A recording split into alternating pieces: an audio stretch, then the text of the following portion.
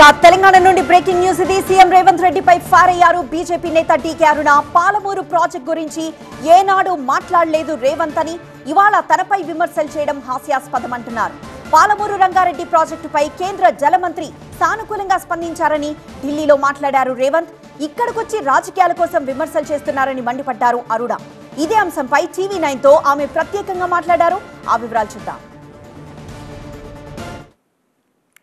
పాలమూరు రంగారెడ్డి ఎత్తిపోతల పథకానికి 2014లోనే జాతీయ హోదా ఇస్తామని ప్రధాని మోదీ మాట ఇచ్చారు. 10 ఏళ్లు గడుస్తున్న అంశానికి సంబంధించి బీజేపీ నేతలు సమాధానం చెప్పాలని నిన్న కోస్గి సభలో రేవంత్ రెడ్డి ప్రశ్నించడం జరిగింది. అయితే ఇదే అంశానికి సంబంధించి మనతో పాటు మాట్లాడడానికి బీజేపీ జాతీయ ఉపాధ్యక్షురాలు డీకే అరుణ గారు ఉన్నారు. వారిని అడిగి వివరాలు తెలుసుకుందాం. ఇప్పుడు చెప్పండి, ఎందుకు పాలమూరు రంగారెడ్డి పథకానికి జాతీయ హోదా తీసుకురాలేకపోయారు? గత ఎన్నికల్లో 2014 సందర్భంలో ప్రధాని మోదీ మాట ఇచ్చారని నిన్న రేవంత్ రెడ్డి గారు కూడా ప్రశ్నించడం జరిగింది. దీనికి మీరు సమాధానం పెట్టి. రేవంత్ రెడ్డి గారు మల్కాజ్గిరి పార్లమెంట్ నుంచి గెలిచాడు కదా, పాలమూరు ఆయనే కదా, మరి పార్లమెంట్లో ఎందుకు ప్రస్తావించి మన ఎందుకు 4 రోజులు 10 రోజులు ఉపవాస దీక్షలు చేయలేదు? ఎందుకు అలా పెద్ద ఎత్తున దాని మీద ఉద్యమాలు చేయలేదు? మాటలు చెప్పడం అంటే తను తప్పించుకోవడానికి, తమ తప్పులు మూసిపెట్టుకోవడానికి ఇంకొకరి మీద ఆరోపణలు చేయడం అనేది రాజకీయంగా సరైన విషయం. అందులో ఒక ముఖ్యమంత్రి స్థాయిలో ఉన్నాడు ఆయన. వాస్తవాలు చెప్పాలి, ఎప్పుడే ప్రజలకి వాస్తవాలు చెప్పాలి. ఎందుకు పాలమూరు రంగారెడ్డి ప్రాజెక్టు గురించి ఏనాడైనా రేవంత్ రెడ్డి గారు ప్రయత్నం చేసిండ్రా? ఏ ఒక్క రోజైనా పాలమూరు రంగారెడ్డి కావాలా, పాలమూరు జిల్లాకని అడిగిండా? ఆయన ఏ పార్టీలోనైనా ఉన్నాను ఆ రోజు అడిగిండా? అడగలేదు కదా. పాలమూరు రంగారెడ్డి ప్రాజెక్టును మరి ఆ రోజు తెలంగాణ విడిపోయినప్పుడు విభజన చట్టంలో మరి పాలమూరు రంగారెడ్డిని పెట్టండి అని మేము అనేక సార్లు మొత్తుకున్నాం. మరి పెట్టలే. ఆ రోజు జాతీయ హోదా ఎందుకు రాలేదో అందరు చేసి మనం పోయింది కదా.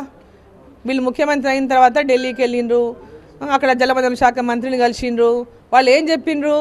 జాతీయ హోదా అనేటటువంటి వర్డ్ సాధ్యం కాదు, ఆ పదం ఏదైతే ఉందో సాధ్యం కాదు, దీనికి ప్రాజెక్టుకు సంపూర్ణంగా మేము తప్పకుండా సహకరిస్తాము, మా సంపూర్ణ సహకారం ఉంటుంది.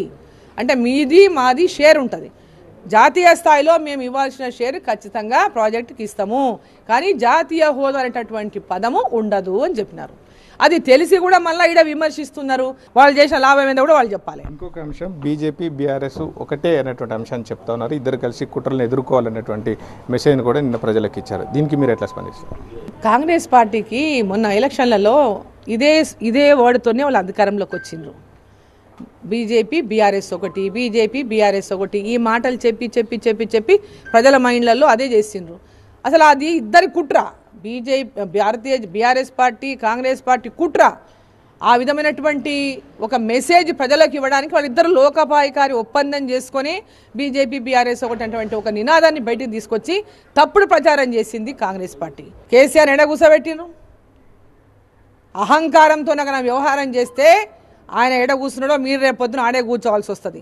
అహంకారాన్ని వీడండి, ప్రజల సమస్యలపైన మాట్లాడండి, ప్రజల సమస్యల పరిష్కారం చేయడానికే మాట్లాడండి, అంతే తప్ప ఇటువంటి చిల్లర రాజకీయాలు దయచేసి మానుకోవాలని చెప్తున్నారు. ధన్యవాదాలు మేడం. మొత్తంగా చూస్తే మాత్రం పాలమూరు రంగారెడ్డి ప్రాజెక్టుకు సంబంధించి విభజన చట్టంలోనే నాడు అధికారంలో ఉన్నటువంటి కాంగ్రెస్ ఎందుకు పెట్టలేదనేటువంటి అంశాన్ని డీకే అరుణ ప్రస్తావిస్తూ ఉన్నారు. వీడియో జర్నలిస్టు అంజితో శివకుమార్, TV9 మహబూబ్నగర్ జిల్లా నుంచి.